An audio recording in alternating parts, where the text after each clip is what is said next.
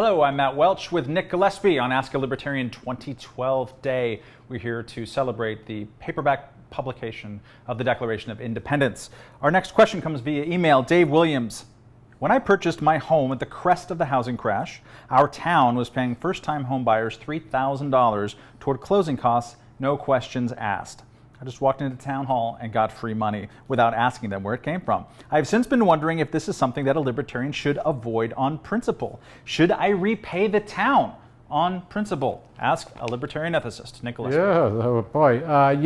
First off, whatever you want to do on principle, do it and speak loudly and clearly. That's great. But embedded in that question is the idea that if you benefit from a system, you're not allowed to criticize it. And the kind of reductio ad absurdum charge of this is that I once heard somebody jokingly say, Anne Frank shouldn't have complained against Nazi Germany because she got all those free train rides.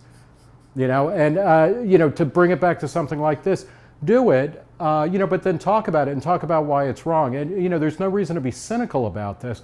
I know a couple of people who have retired, they've refused to file for Medicare, which technically you have to accept. There's no way out of it. And they're hoping to, ultimately to, cause a Supreme Court case over being forced into Medicare, which is kind of an interesting thing.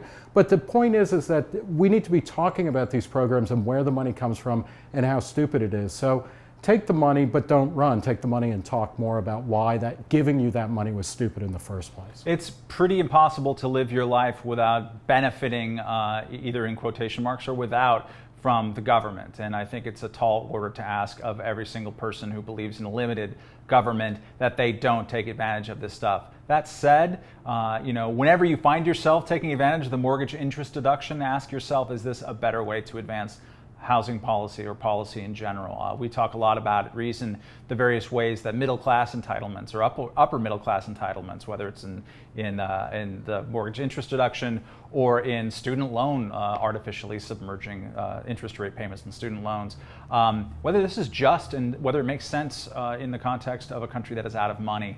And as Nick said, that's a good thing to talk to other people about and start spreading awareness on.